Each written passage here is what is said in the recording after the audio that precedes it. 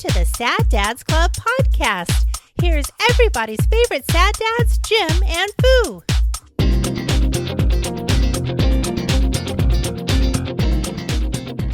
Totally blew through it's probably all for the best. The only person that would enjoy that first 15 minutes would be my wife.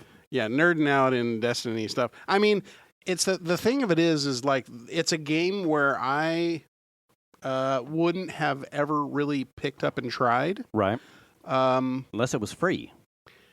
That's part of it. Yes, absolutely. Or had a free. It was free. Well, I knew someone that was playing it, so I knew I could get sort of like info, because my take on games like that is that they are very learn intensive, right? Sure.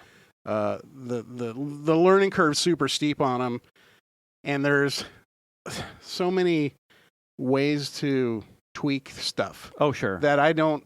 It took me a while just to figure out how to get into some of those things. Like, if I hit triangle, right. I can get into the tweak mode. Sure. For the thing, and so the learning curve. The fact that I'm not necessarily super good with controlling and aiming. Mm-hmm. This game doesn't seem to be super hard with the aiming controls. Mm-hmm. There are times I'm just fucking flailing and shooting. Sure. It's We're gonna either pull it off. Or there's times where I'm flailing and shooting. Sure. And missing a lot. Yeah. Especially when you're surprised by something. Right. But I wouldn't have ever really, if it was like, download Destiny for $49.95 or something, I'd have been like, nah. Hard pass. But considering it was free, right. I was like, sure. I mean, Jason talks about it. And then I think I've spent maybe $70 or $80 on expansion stuff. Yeah. Welcome. Welcome to the docks. Well, because the frustrating bit for me is like, I want to go do a thing, and it's like, this is required. And you're like, fuck off. Oh, cool. I have to go buy that. Right. All right. Well, I mean, I want to be able to play the stuff. Right.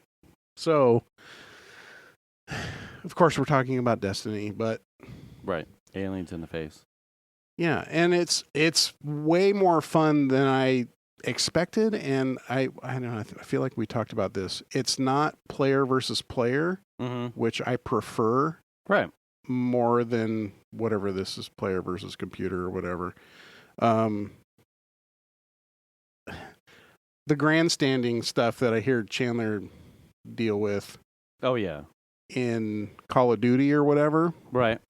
It just that doesn't entice me. Yeah. It is a caliber of game, as you have noticed, that you can play at lunch. Yeah. And then walk away. Yeah. You may not be successful, right? Kind of depends on what you're trying to tackle. But you can pick it up, jump in, shoot some aliens in the face, or not, and then eat a sandwich and then be done. Yeah.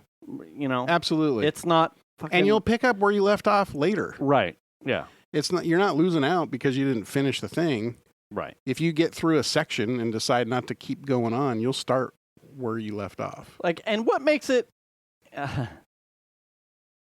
we were talking earlier off. All of a sudden the sweat is just... It is. There's a moment where it feels like all of a sudden it just kicks in. And it's like, well, what happened? Nothing changed. No, and there's all of a sudden my pores just went, hey, man, here's some liquid for you. By the way, here you go. There's like a threshold, and then all of a sudden it was like, well, we're just opening up all the pores. Good Lord. I played, okay. It can be mindless. Yeah. And it can be group based. There are PvP, right? You can do that too. What I have found, and that has made it uniquely special, is that it curates these tiny moments in a video game with grown-ass adults where you're like, yeah. And last night was one of them. Was one of those things. Oh yeah. Like I have taken When Venus and I finished the story for Final Shape, it puts you in a scene, and I won't spoil it. It puts you in a scene where you're listening to some like epilogue stuff, and if you're playing with another person, it puts the both of you in this scene. Yeah. And I took a fucking screenshot, like on the Xbox, because I've been playing this for 10 years. Yeah. There was something nerdy special about finishing that kind of story that was very emotional. Yeah. With someone Right. who enjoys playing it with me. And I was like, I would take this picture and fucking frame it. Like it was it was that cool to be like, I'm almost 50 fucking years old playing a video game with someone who enjoys playing it too. Sure. Last night,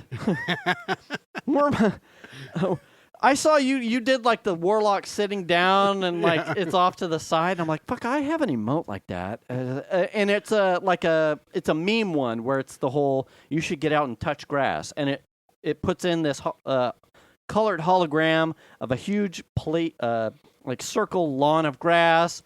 And it's like you patting the grass. But we ended up in this campfire scene. And I think you said something about s'mores because your wife was out making s'mores. My wife was literally making s'mores. And I went, I have that emote. I have that emote. And I can't remember what it was. I have dozens and dozens many. And dozens, yeah. So I'm looking for it. And we're sitting somewhere, and I toss it on, and you are like, I can feel the smile. You're like, oh my God, you're cooking the s'mores. It's a campfire. You're sitting in a chair with a fucking s'more stick. Campfire. And then you had figured out that it was like, there's a prompt there because it's a multi-person emote. So then you get in the zone, press the button, and fucking then you are sitting there with a stick with a marshmallow on it, and we're laughing our ass off. Like we're fucking 17 or something. Cooking s'mores. Yeah. And you're like, Shannon's making s'mores right now, and then we end up in another scene where where I queued it up again, and you're like, Shan, get in here! Look at this shit. Look what Jason's doing! Look at, we're cooking s'mores, and I am rolling. We're fucking cooking s'mores. We're the marshmallows. Look at this, Shan. That was fun. I mean, it was like it's in a video game. It was all game. new to me. So it was in a video game. It was like, yeah. It was cool. Yeah. It was like, man, we're grown-ass fucking men, and we were giggling like high school kids over an emote that had digital avatars fucking roasting marshmallows. Yeah. It was absolutely just completely ridiculous. Yeah. Yeah. Well, I mean, it's a far cry from what I normally play. I mean, we've talked about, like, I don't really consider myself a gamer or a real gamer, right? Because I play like the SpongeBob game, right? Or whatever, I like play little silly puzzly game things. I like to I go into this, like the PlayStation store or the Nintendo e-store or whatever, and I look through the bargain basement fucking games. And, that game is $4. It looks kind of cool. And it's got neat artwork and the story kind of, for $4. Sure, I'll download that fucker and play it. And I will literally finish a game in like a day. Like play the whole thing all the way through. And be like, that was worth $4. Yeah, sure. If I was at a coin-op video arcade, I would have put $25 into it. You know what I'm saying? Yeah. $4. That's cheap. There is a two-person emote that is the Monty Python Knight and Squire, where they're doing the coconuts. That's hilarious. And for the longest time, when Venus and I would do like strikes together, when we would finish the strike, I would cue it up, and then it would just be me doing the gallop and her behind me doing the click, click, click, click, click. We giggled at fucking. I mean, because then it's just like it's her thing is Lady Foo and mine is Lord Foo, so it's like it's clear we're together, right? And so then you get the Monty Python like click, click, click, click, and it's Knight and Squire. Yeah. It's hilarious. There's a Dirty Dancing one. Oh no! Where the water. You do the the lift. The lift. Fucking that all the time. Like Piper, get in here. Look at this. Look at what I'm doing for your mom. No one puts baby in the corner. Look at this. That's funny. It's pretty funny. Yeah, I've been enjoying playing, and sometimes I'm like, am I playing this too much? Because the girls have been watching the cat across the street, like kind of house sitting for our neighbor. Oh, yeah. And so they'll be like, we got to go feed Coley and hang out with Coley. And I'm like, okay. And then I fire up the game, and then I know I've got at least 45 minutes to play. And then by the time they get home, it's close to their bedtime. So then they're prepping lunch for Millie for the next day. And then I'm playing until 11:30, or midnight, or over the weekend. I fired up the game when the girls went to bed. Yeah, I fired up Destiny, and I think it was like 11:15. The next time I looked at the clock, it was 2. Oh, good for you. Yeah, I was like, oh shit. Oh. And then I'll fire it up at lunch, like, it's lunchtime. You win this round, Cabal. Yeah, 35 minutes at lunch. I'll play through a thing until I. Yeah. And I just kind of been enjoying it. Well, that's good. Yeah. I mean, if anything, it's just a good change of pace instead of, Yes. Yeah. It's just a peace of mind thing. Like I said, there's a number of times it's my, pressure release valve. Yeah. Like, I can't get out, or I can't get to the gym. I don't have enough time to just go drive around in a car. I'll shoot some aliens in the face. Yeah. And, maybe knock out a quest, or maybe goof off with a different weapon. And, Yeah. I'll do that. I have a huge collection of weapons, and every once in a while, we were making jokes. Like, sometimes I just go out into the Cobblestone and shoot a wall and just be like, nerd out over weapon pattern and like, I don't really like the... Hey. Welcome to Sad Dad's Club Podcast, episode 303. I'm the Lord Foo. I'm Jim. I am oftentimes surprised by how much the pleasure of shooting a gun type is directly related to the sound it makes. Yeah.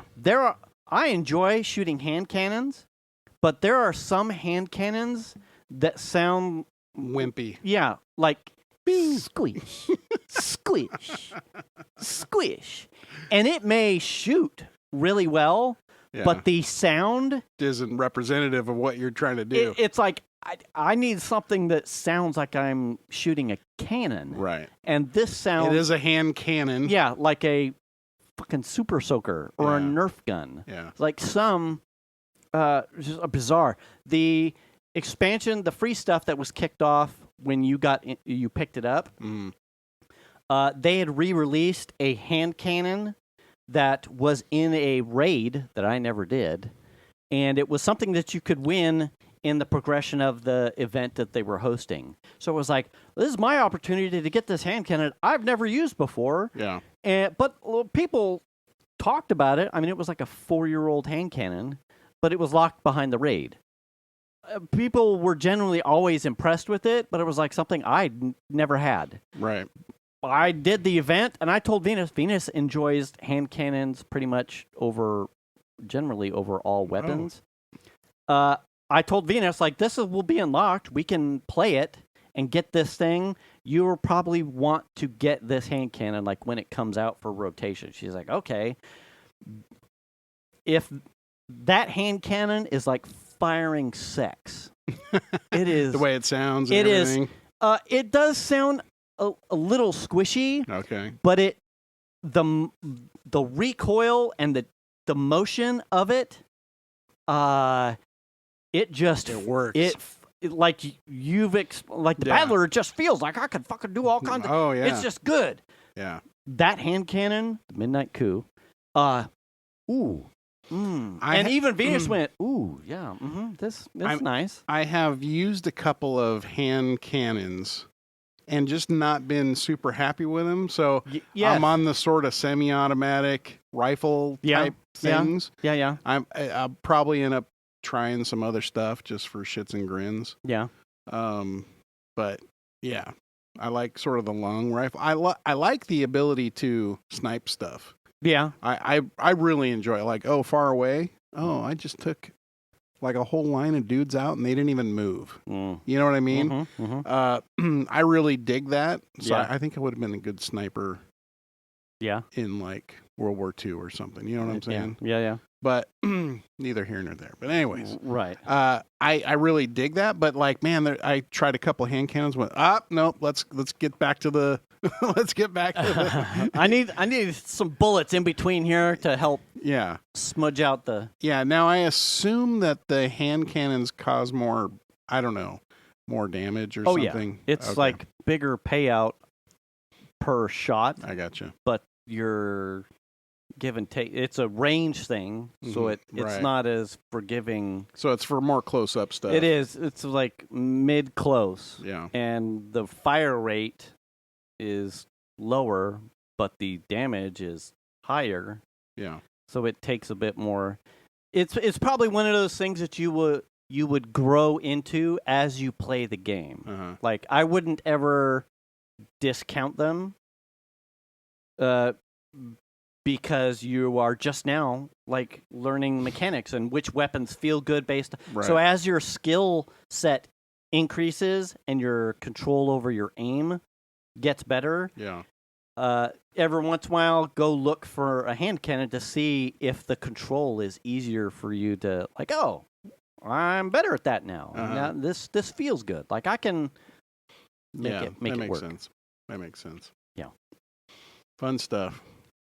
Now, I know that we have talked about this a lot, not Destiny, but we have talked about Mr. Stuff quite a bit. Yes. And over last week, and I finally was able to, you have one set up. Yes. Now, yours is set up right now where it's on all the time. Right? So you have like sort of a caged mister that you set up around your, and it mists around it. I bit the bullet because in the last couple days and bought the flap. The flap?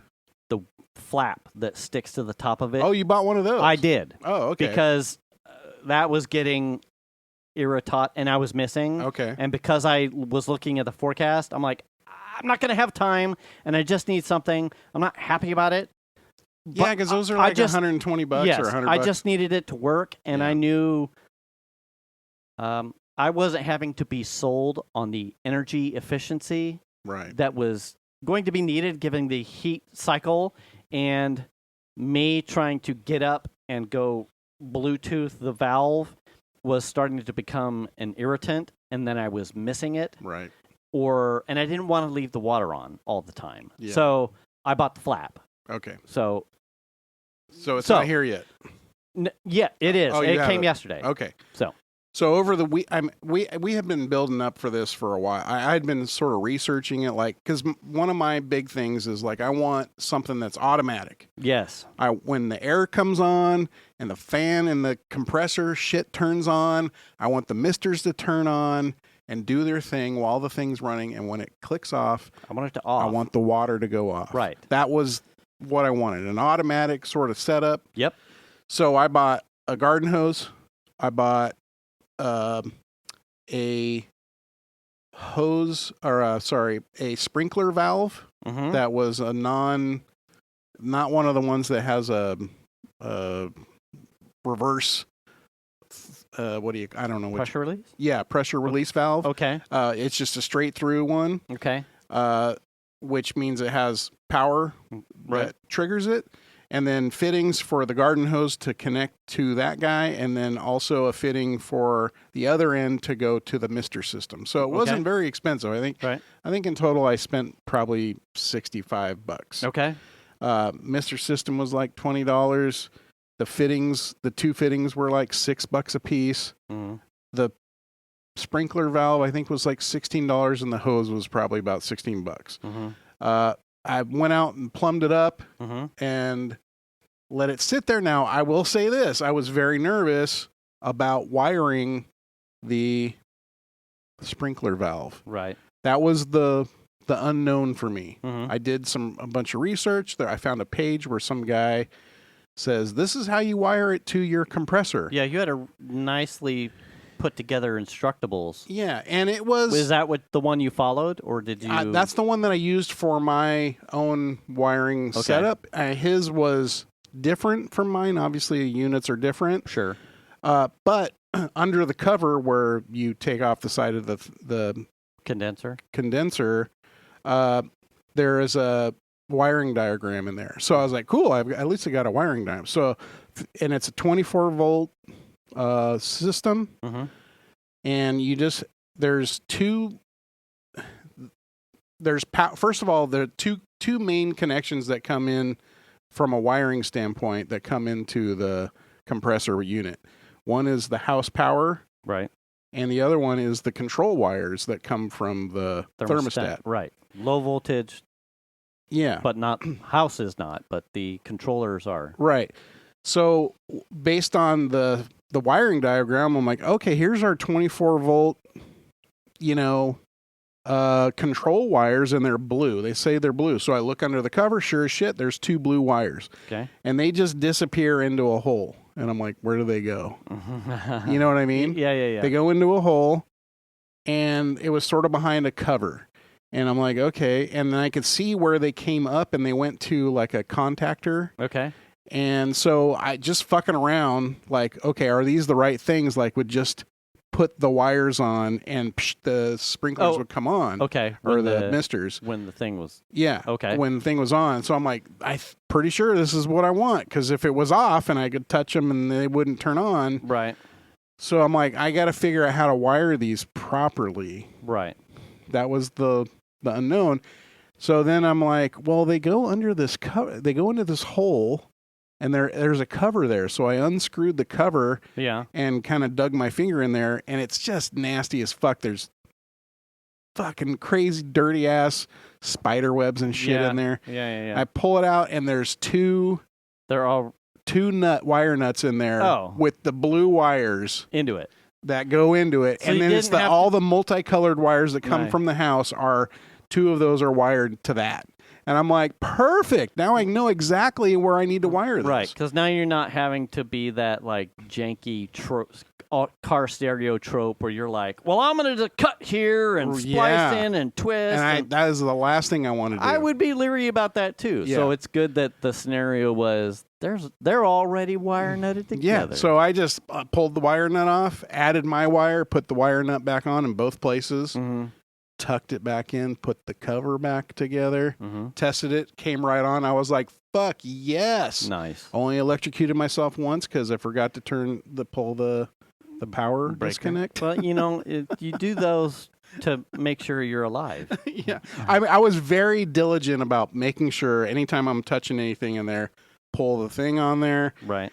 This one time I just forgot. Yeah. And was poking around. Yeah. Oh, okay. That was cool. Right. Wow. Clean out the arteries. Ticker's working. Yeah, okay. But man, I'm excited. And so the Mister thing I bought was just an off-the-shelf thing I got at Home Depot. Mm-hmm. And it had 6 nozzles. I only needed 4, but this one has 6. Mm-hmm. I think this is working out good for me because there are 2 sides of the compressor unit that are sunbound in the afternoon that just get drilled in the evening. And that's the hottest part of the day. Yeah. So I doubled up those sides with the 2 extras and got the other 2 sides covered with their own misters. Mm-hmm. And it just fucking works. It seriously works. So, do you notice cooler, colder air? I do. Shorter run times. Now that I don't. It's hard to say. Okay. I notice in the house the air is cooler. Okay. And so I would assume that means the unit runs less time because it's cooling off quicker. Cooling off quicker. Well, the thing I will say that I noticed, because I wasn't really very scientific about it. I just wanted to get it set up. Sure. So I wasn't like timing the unit at certain parts of the day to figure out how long it was running, blah, blah, blah. Or I didn't take one of those meters and meter the incoming power, because that would have been something to do too. Sure. Is to clamp the power and see what we were drawing. Right. But what I did notice is when since the misters are running, the fan that blows the air up and out of the through the housing, the air is much cooler. Oh yeah, flowing out of the top of the. When it was before the misters were on, it was very warm air coming out of the top of there. Yeah, and since the misters go on, it is way cooler. I don't know temperature. I didn't check that. I'm not scientific or anything, but from a standing over the top of it with my face in the air coming up at me, you can totally tell a difference. And you can see it working. You can see when that compressor turns on, and the misters kick in, you see the misters sort of spray out and it just gets drawn right in. Oh yeah. And you see the coil get wet and cool off, like it dries out like super fast, like it's hot. Yeah. So you can tell it's working. Anytime it's evaporating, that's working because that's what cools it off. But fascinating. And I'm so excited that it works. Now when it's running, I just peek out there. Is it working? It's working. I actually did the right thing. So mine is like when the heat, this last set of heat really started, I noticed that the couple times where I was going out there and like manually turning on the misters, something, I think the like pergola, without the RV, there's a more direct sun for a small period of the morning that hits my unit. Oh yeah. And then RV shadow. Yeah, somewhere about till 2, there is a period where a good chunk of the unit then now takes direct sunlight, because would be over where the RV would have cast a shadow. So I took one of the unused solar sails that I had for something during COVID, and I rigged that up to the pergola to at least make sure that there was shadow. There was no longer direct sun on the unit. Like on the unit. Yeah. And then in doing that, I'd noticed, oh no. What'd you do? Muffin. Okay. I noticed that my line set, which is the weirdest way to say the coolant unit lines that go in and out of the house to the condenser, were absolute trash. Yeah. Mine were trash. Yeah. I had exposed pipe. Yeah. And I went, well, fucking that's not good. Right. So I made a run to Home Depot and I got some foil tape to reflect radiant heat, which I put on top of it. And then I bought 2 different products. One was like a tape that wasn't as flexible as I wanted it to be. So I just kind of like patchworked over it.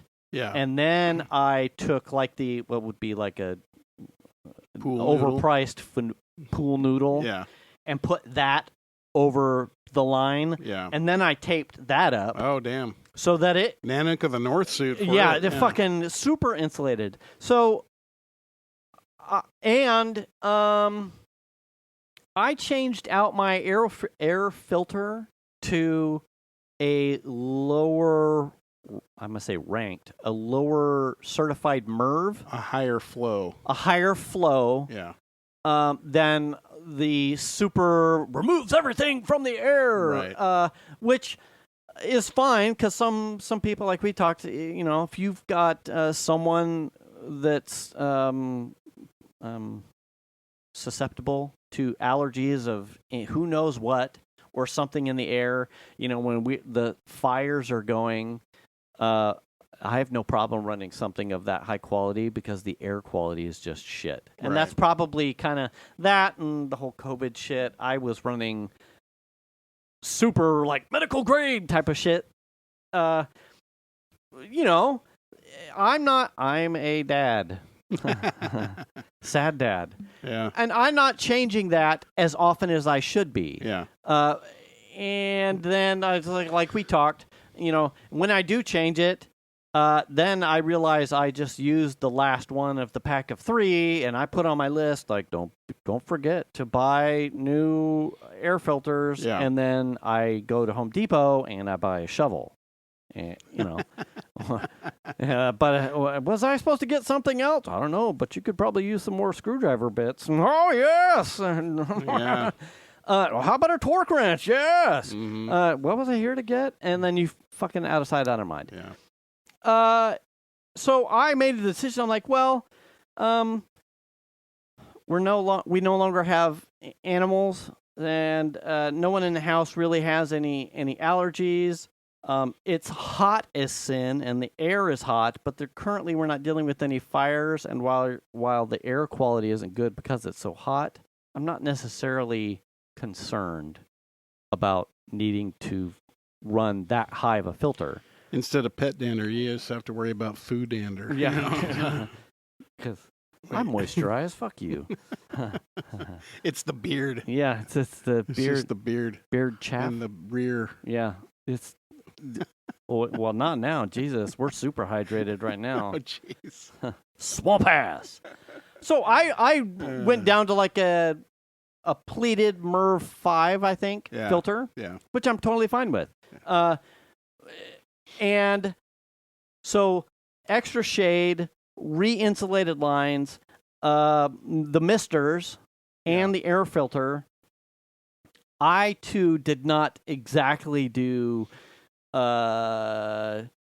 because I started implementing this shit like almost instantaneously, like 2 to 3 days into the heat wave. Yeah. So I wasn't going to, let's just let some of this run while it's 110 degrees so I can take data. I was like, it's hot. I want this to do its effectiveness now. Right. I need this in now, so I'm not, and I know it works. I believe Right. the science is there. So that first set of days, especially with the misters, the shade, and the insulated lines, that evening, I think I probably repeated myself to you and your son, like, it is colder air, and it is running at shorter intervals to bring it down to a temperature.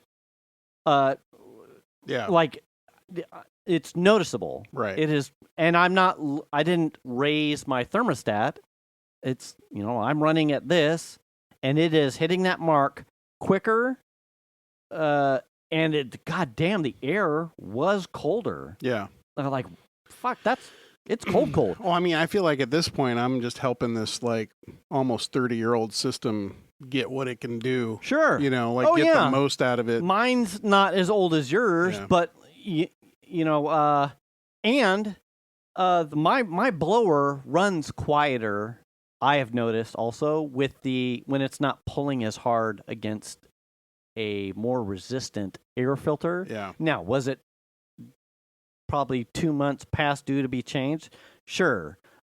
But it is not, you can tell it's not as stressed. There is a 5 decibel, like it's just not as annoyingly loud. Like I know when it's running now there's you look up to feel a breeze and to see my little Mighty Car Mods review mirror blowing thing to know, it's on now. So that gives me a little bit of peace of mind that I'm not quite giving my unit the business every time it turns on. Yeah. Yeah. So there's that. What's the lesson here? Check your filter. Check your filter. Check your line set lines to make sure that they're insulated. And if you haven't dabbled with the fucking misting thing, you should try that. Especially if you're in the Northern California area. I believe it. Like, do that. We're talking about filters a little bit, and both Lowe's and Home Depot have it seems like 4 tiers of filters for the same size. Like they have the lowest tier, which it looks like what you were saying, which was the fives, the FPR 5 MERV 8. Okay. And like I said, I think there's typically 4 different ones. There's like the green and the red and the they usually have 4 different ones. And the same with Lowe's and Home Depot, both kind of have the same offering. Like the Filtreats or the 3Ms or whatever? Yeah, so Home Depot, it's HDX. And I think at Lowe's, it's the Filtreat. Okay. The Filtreat brand. Now, I don't buy the most restrictive one. I usually go with the second tier, like not the cheapest one, but the next one up. Because I want to strike that balance between airflow and filtration, right? Knowing that like my wife has always had problems with allergies and whatever else, and she's very sensitive to the stuff in the air. So it's like, well, I want some filtration, right? But I also don't want to tax the system any harder. The shit out of the fan, right? That's blowing into the house. I want it to be able to like do its job, right? So I never. Plus, I just don't want to spend that kind of money on a fucking air filter. Like the price difference is fairly large. They get pricey. Like hockey sticks pretty quick. Like when you get above the MERV 8s, you start getting into like the near...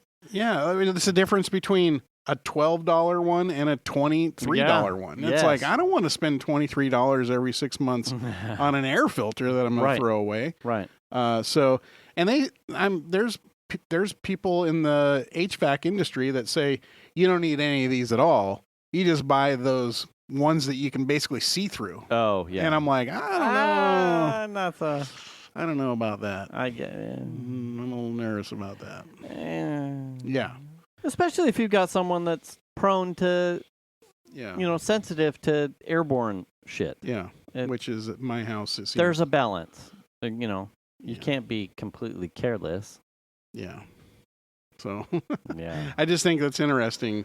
But, I think that we have sort of exhausted the efficiency curve in this situation without all out replacing systems. I mean, because that would be the next step, is to buy just a more efficient system and then throw your Mr. system on top of that. Sure. And make it even more efficient. There is one more that I would tinker with. Oh, yeah? And that would be getting into the attic and resealing. We have done that. Oh, so I have not. Chandler and I, I don't know, 2 summers ago or 2 winters ago or something, we were up there. And he had some HVAC silver tape. Yeah. And we taped we felt all over the place. Yeah. And taped up holes and all kinds of stuff. So we did that.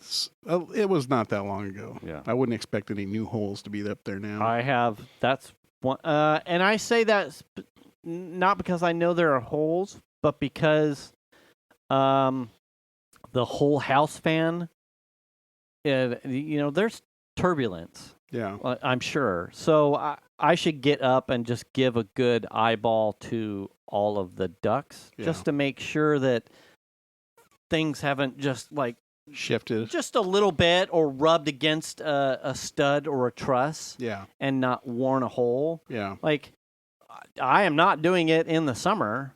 But I'll do it probably when it drops off. Yeah, not when it's 140 degrees up there. Why not? I'll just silver HVAC tape and call it a day. I won't spend too much time on it. I'm not going to replace my ducts, but it won't hurt to put a convenient and as just something that I can do without like bang for money or bang for buck kind of thing. Yeah. Like, See, the thing that I always struggle with when I'm up in my attic and I'm looking at my system, like, and where all the hoses go, and okay, this was a house that was built with, pretty much 4 other houses at the same exact time.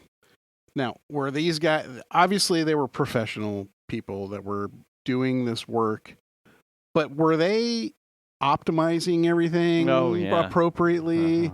I kind of question that. You know, we have a couple places where a hose goes. There's like a metal strap, and the hose goes up over the strap, and it looks like it's a kink in the thing. And then you're like, oh, I should put a board under there so it flattens it out. So now it's not kinked, and it's got as much airflow as possible. So there's still probably some of those kind of things without literally going in and replacing all of the hosing. Right. Now, I will say this. When I am at work or when I'm working and the air kicks on, if it's a real hot day, there is a moment of hot air.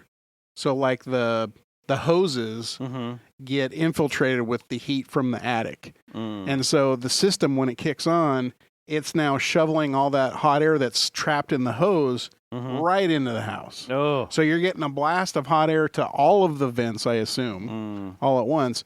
And then it cools off because now the AC is clicked in. Sure. But you have a blast of hot air that gets injected into the house before the system even starts cooling. So in my mind, that's not very efficient. No. And I assume there's a way around that, which is replacing all of the fucking hoses. Right. And I don't know how to do that. I mean, I'm sure I could figure it out, but I don't know. Is it just that they use shitty hoses? Is it the age? Is it, you know, is it just that the attic's just that hot? Right. I don't know. You know, I have questions regarding that, but at the same time, typically, and probably it probably depends on how you get it quoted, but my understanding is if you have a HVAC system in your house that's about the age of my HVAC system, and you replace it, they would typically replace all of the hosing too. That's my understanding. Our hoses did not get replaced. Oh, they didn't? No. Oh. And I believe they told us because when they did the pressure test, they were confident that our ducts were up to or above par for the higher graded unit that would be pushing. So you had good quality connections and hoses. I'm not going to say good. I believe we had sufficient. Well, that's my... Plus ours was in the middle of summer, so maybe... But... I kind of wonder, like, I assume there's different grades of... Oh, sure. Hose... insulated hoses. There ain't no way the people in Granite Bay have the same fucking HVAC ducting R rating hoses that we have. Yeah, I don't know. Theirs is probably like cooled on the hermetically sealed. Speaking of double pane Granite Bay. We went to Folsom the other night. Yeah. On the way home, we were on Folsom, Auburn, Folsom. Yes. And there was actually before that. We were coming down the dam road and then turning on to Folsom Auburn. Yes. There was a Bugatti Chiron. Oh, shit. Yes. Wow. That we were following, and I meant to send you the picture of it and forgot. Wow. Shan took it because I was driving, and she only got half the car. God damn it. But... put your titties out the window and distract him. I think they had like... there was like a 4Runner that was like following them and some dude hanging out the window taking pictures. So it's like they were, I don't know if they just got it and they were like excited. So they took it out for a drive and pictures, but driving by the dam there and all that kind of stuff. That was the first time I'd seen one of those in person. And I would not have thought that one of those existed in this area. Yeah. Like we have posh shit. Although but it's Granite Bay, man. Yeah, there's NBA people that live over there. I don't know about that area of Granite Bay, but yes. Well, I mean, because, you know... Oh, Eminem lives out here. What? He has the rapper? Yeah, he has a house out here. Really? Somewhere. I thought Granite Bay. I thought he just hooked up in Detroit in one of those abandoned homes or something. No, fucking... He meths out here. He meths out. Jesus. Well, I mean, okay. Maybe that's who it was. I mean, I didn't get to see inside the car. Wow. Titties out the window next time. Yeah. It was really cool. Wow. Yeah. I've only ever seen the Bugatti Veyron at one of the car shows we went to at Cal Expo. Oh. But this was on the street driving a Bugatti I think the Chiron, I think is what it's called. Yeah. Yeah, which is the current version of whatever the Veyron used to be. God damn. Yeah, pretty cool. It was kind of neat to see that in person. It's like, oh, well, that's like a multi-million-dollar vehicle. Oh. Whatever. How I don't even know how much those are. This lotto money. I'm telling my wife, I'm like, that's really cool. You don't understand how rare those things are. That is. Like, I can't believe we're actually driving on the same road with it. Because we're not in Saudi Arabia. Yeah. Yeah. That's probably where 90% of them all live. I mean, yeah. Chiron? I see there's like a handful of Lambos. Yeah. Yeah. There's someone at Wood Creek that has a McLaren. Oh, really? Yeah, not a Senna, whatever the other one is. Like, is he a high school senior? No, it's fuck, right? Oh, okay. It starts at $3.3 million. God damn. Where was I at? It was a band thing. I went to the parking lot. Yeah, and like 2 down from the Explorer was a fucking McLaren. I'm like, dude, come on. These kids are special. Don't McLarens have like like a Nissan motor in them or something? They have the Toyota. I think it's a Toyota engine or something. I don't remember, but it's not there. I think it's rebuilt and tuned with their shit in-house, but I don't think it's theirs and then they're out of the gate. Well, it depends on what model it is, but they're oftentimes hybrid systems. They got a big battery in them and I think electric this motors. one was the older guy. Oh, okay. He wasn't fancy. I don't know. But it was like, dude, yeah. It's jazz band. But you know what? You drive it down the street and the check engine light comes on for sure. For sure. Boop. Yeah. Oh.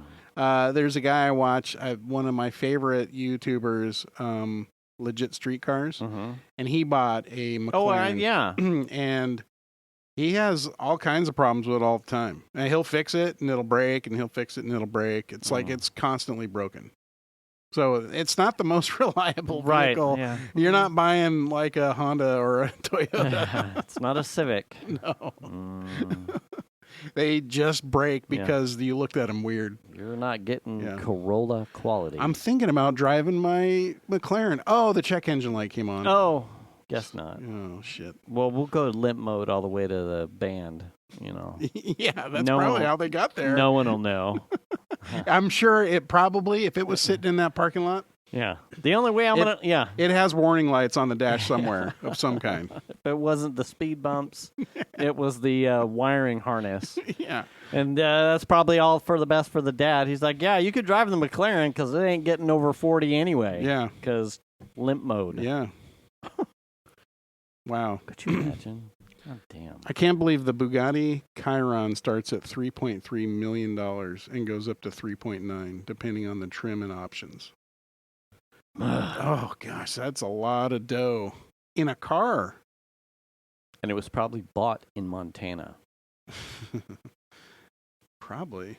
And that's what it looked like. That's it right there. God damn. It's got that big flat wing in the back. That's a different entire type of lifestyle. Yeah, and it's weird because the girls are just like, oh, it's a boy car, you know. And I'm like, you don't like those. That's a multi-million-dollar vehicle you're looking at right there, literally. You know. Yeah. And they're like, what? And they look up and they see the 4Runner guy, like the guy in the back, like hanging out the window. And I'm like, I don't know if they're doing a photo shoot or if he's just excited because he sees a Chiron. Like I don't understand what's going on. And they followed him. They turned right off the road onto Folsom Auburn, and then went towards, and then turned left on whatever road. I can't think of the name of the road. Whatever goes into those real nice homes up at the top there in Granite Bay. But yeah, that would be like Melly. Remember when you were at the VidCon and you saw the giant Squish pit? Mm-hmm. You're pretty excited. Oh, yeah, that was awesome. And then they put me on. That's the car. That's me for that. That's that. Yeah. Oh. Yeah. Now I get it. Relatable. Dad. Now I get it, Dad. For sure, yeah. Anyway, kind of cool. I thought that was neat. Cooking anything good? Man, I've had the griddle going. Have you? I've been using the crap out of it. We've done Philly cheesesteaks, Yeah. fajitas, breakfast stuff. Nice. Grilled cheese. It does amazing grilled cheese. Amazing grilled cheese. And then you step it up with some like crazy ass sourdough bread or something.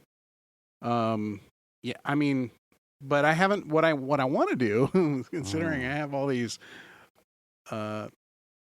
real estate to do cooking. Well, no, I have that.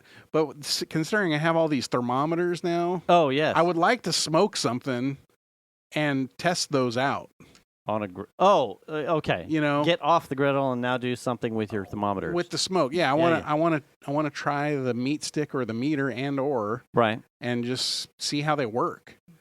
And in fact, for Prime Day, the meat stick guys had a Prime Day sale also. Yeah. And I got their Wi-Fi extender. Oh. So that you can view the temperature no matter where you are. Right. Not over, because it was Bluetooth? Bluetooth only, yeah. Yeah. So the meter, I don't have that capability on the meter, but I got the Wi-Fi guy thing, whatever they call it. I don't know. It was on crazy sale. I'm like, yeah, 40% off. Sure. Let's do that. So I ordered that. I have it. I just have to have an opportunity to try it. I want to get a tri-tip or something. Yeah. Smoke a tri-tip. Venus cooked a tri-tip for dinner tonight. Yeah. 2.5, 3 weeks ago, I did a tri-tip in the Camp Chef, but I did like a cooked it on low. 2 hour cook. Yeah. Like 1 hour, like a smoke. Uh-huh. And then just cranked it up from there, like normal barbecue. Yeah, normal barbecue temp until it came up to temp. Fuck me. Was it good? Like, yes, it was. You know. Yeah. I don't have 2 hours to cook every tri-tip. You know, in the middle of the week, it's not going to happen. Yeah. But I can't remember. I think I had just decided. It was one of the evenings. Venus was working for her dad, or she had something. She was out of pocket. I'm like, well, I can turn this thing on my walk. So I'm like, well, I'll start this somewhere about 4 and let it smoke for a bit, because since having the Camp Chef, I hadn't barbecued a tri-tip. I'm like, well, if I'm going to do it, I'll do it a slow, an in-betweener between a smoke and a barbecue. Yeah. And I have time. I'll be here, so fucking why not? Like, fuck, God. It was really good. Like, it was just enough smoke to where it was not a quickie barbecue. Right. And it wasn't like, done in the oven broiler. It was still smoked, but... Yeah, it was just... It had all the good stuff of a barbecue. It was really good. I am min-maxing pancakes. You had sent a picture like the day after, like, cooking brekkie. And I went, ooh, pancakes. And he just goes, I like pancakes. Yeah. And I go, I like pancakes too. Pancakes. So I think 2 days later, I'm like, fucking, I should make pancakes. Yeah. Now, keep in mind, I've been teetering on, how long am I going to be out of, or gas. when am I going to run out of gas? Yeah. I'm now like 3 weeks into, I should be out of gas. So I'm not being overly like, oh, this week I'm doing 3 things on the fucking Blackstone, because I'm like, I'll probably run out. I'm probably going to run out of gas. Yeah. But I'm like, well, if pancakes are quick. So if I run out of gas while making pancakes, I can cook pancakes anywhere. Right. So I make pancakes. I'm like, I can make these better though. Like I like my but I can do better. So then my like second or third batch, I'm using cake flour. I bought this fucking bourbon barrel aged vanilla extract. Oh, damn. That sounds terrible. What else am I doing crazy? I'm not using eggs. I'm getting enough leavening from soda and baking powder. I'm browning, doing brown butter like I do for my cookies. Yeah. And I'm using maple sugar, not normal sugar. Okay. And maple sugar is twice as sweet as cane. So don't use as much. Right. So I don't use as much. It's like I don't half it. I use about 3/4. So they're a little bit sweeter. Yeah. So those came out well.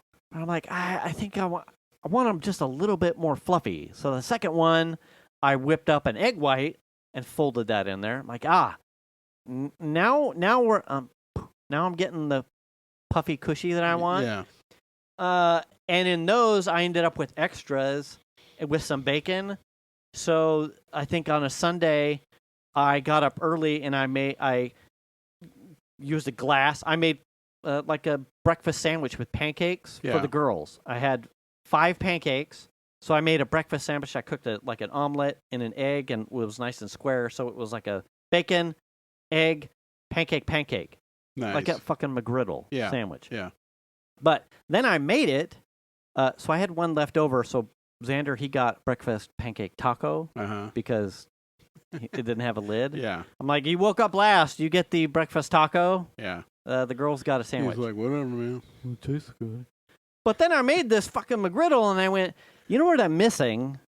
And I think then I had to walk to the office, and I told Venus as I was walking away, I'm like, I need one of you, because her and Piper were in the living room at the time. I was like, I need one of you to find me the maple niblets that they use in the McDonald's pancakes that is like syrup without having to put syrup on it. Right. Venus ends up finding names of something and then fucking Discords it to me. I'm like, okay, so they exist.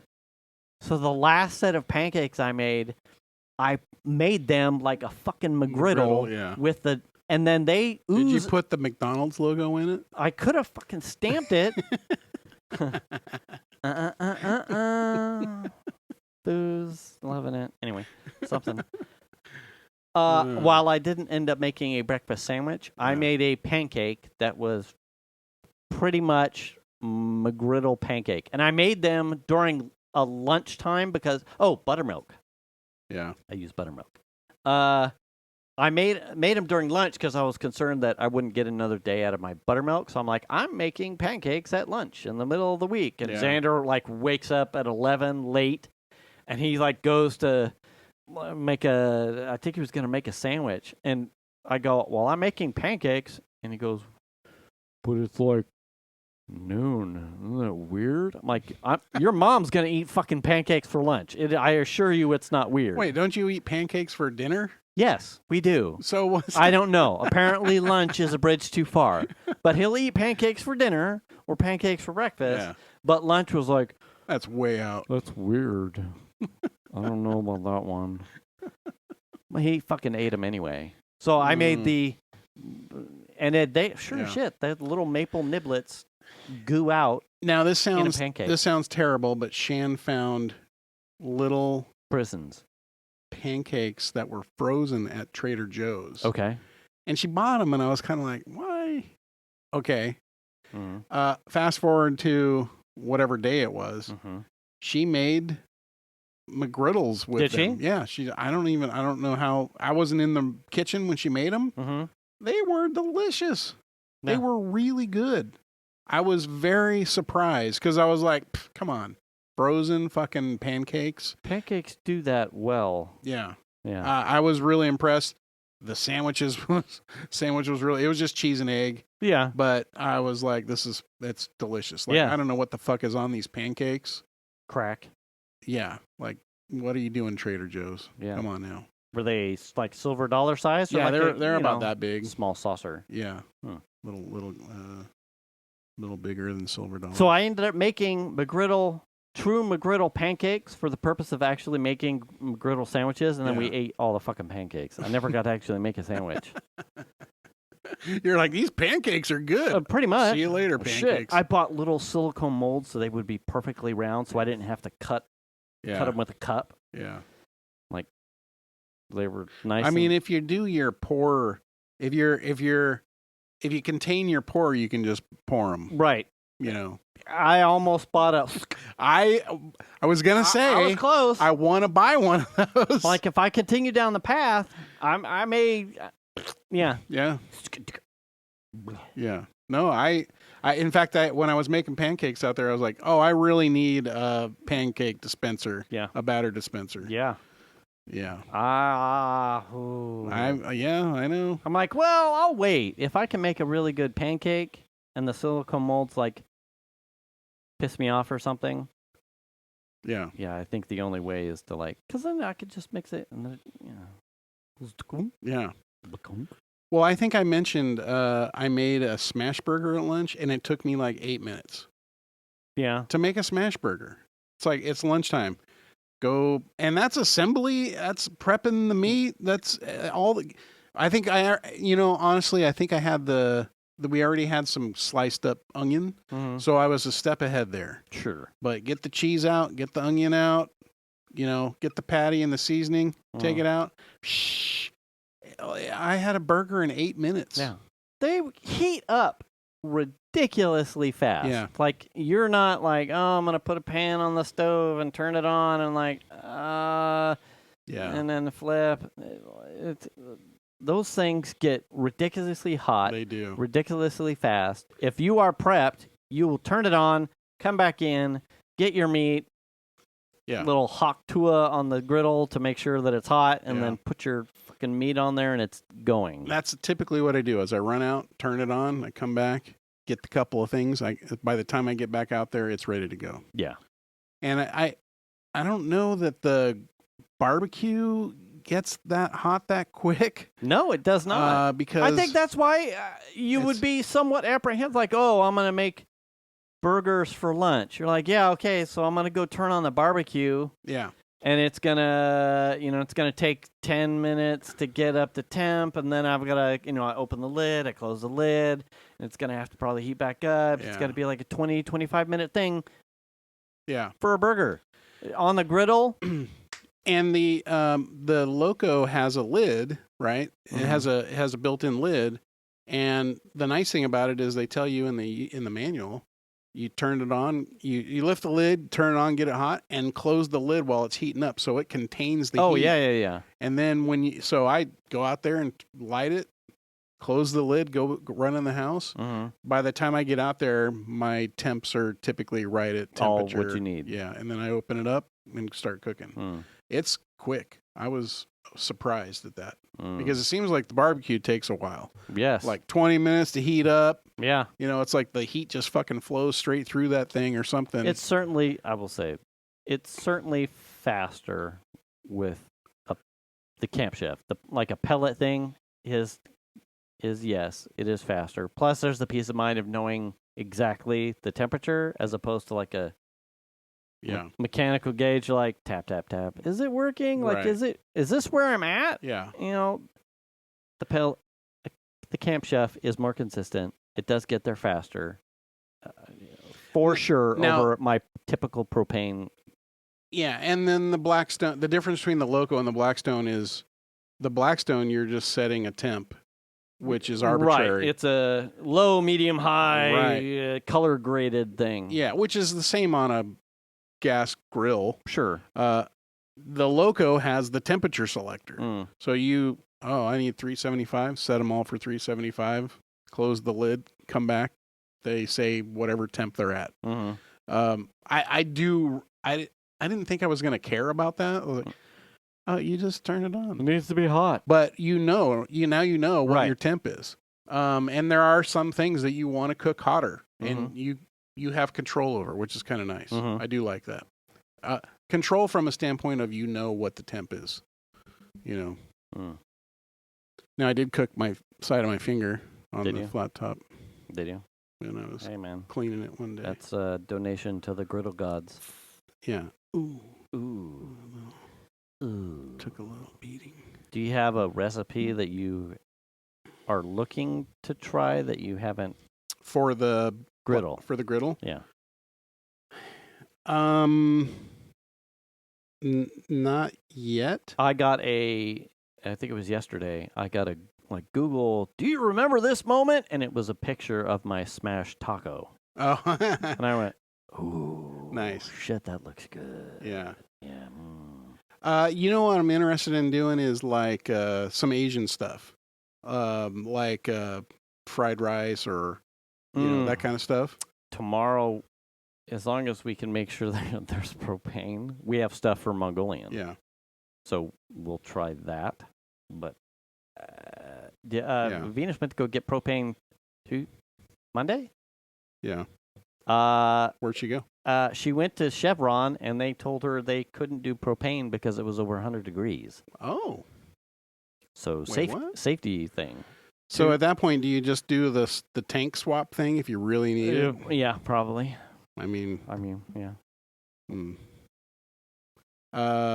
Is that the one on Foothills? She just said Chevron. She went to 2 places, and they weren't doing it or weren't open. And then she's like, so the last place I went over here to the Chevron, and they said they wouldn't do it because it was over 100 degrees outside. And I went, fuck, okay. Well, I mean, that makes sense. Heat, expansion, hot tank, probably a recipe for all kinds of bad. But I'm like, it's not going to get below 100 by the time. This weekend would be the weekend to do it. Right. So I have to shoot for Friday or Saturday. I will say I have used a lot more propane this summer than I have previous. Like we alluded to at the top of the conversation, I have cooked way more on the outside on the Blackstone, and I feel like the amount of stuff I've cooked, meals I've cooked for the whole family, I feel like I should have run out of propane. Yeah. So I'm kind of like, any moment I'm going to get hosed if I go out there with something besides pancakes. Well, I preemptively went and got my tanks filled. Did you? Before the Loco showed up. Oh, good man. So I had a whole unused tank. Right. When I got that thing and put it together. Did your wife use all the rest of the tank on s'mores last night, though? No, she made them in the air fryer. Oh, good for her. Yeah. Stay away from my propane tanks. I need to buy another one. Do you? We have 2. I have 2. Oh, I mean, 3 total. 2 are empty. Oh, yeah. I need to buy one more. I have 2 tanks right now, and I want one for the fire pit, one for the grill, and one for the griddle. Hashtag when you get here, wife, we need to go get pellets, too. Oh, jeez. Yeah. I lost all my chips this winter. The container, the lid came off, and it just filled with water. And it smelled real bad. Ooh, do not like that. Yeah, so they all got thrown out. Yeah. Yeah, you don't smoke with them bacterium moldificators. No. No. So it was one of those things where it was like pouring the water out of it, and it's all like chocolate brown. Ooh. And I'm like, oh, yeah. Oh, God, it smells so bad. Wow, that thing had a pulse. Oh, yeah. It was disgusting. Ooh. It was I don't know, one weekend I had the pressure washer out and I was cleaning and I was like, what happened here? You know. Oh, no. Yeah. I was bummed because I had all kinds of stuff in there. Really? Like the Jack Daniel's hickory smoked, like wood barrels that are chipped. Yeah. I had a bag of that. I had like hickory, apple, peach, cherry. I had something of everything. And now you have nothing. I think I just have some apple left. Just a bucket of mold. It's all been cleaned out, but God damn it. Yeah. Like I can feel that. It was like this weird combo of like rot and like dirty wood and like rot. For lack of a better word. Yeah. And the color, along with the smell, was not pleasant at all. Keep your wood chips dry. Like I said, I have a container. Now, I did have too many chips in it, so the lid didn't sit on it real good. The way. And it probably came off of one of the little wind actions that we had. Oh. And then it rained a whole bunch, and then it filled with water, and then it just sat there because I didn't know, and then it all rotted. Yeah. We're at time. All right. We didn't even get to my bed story.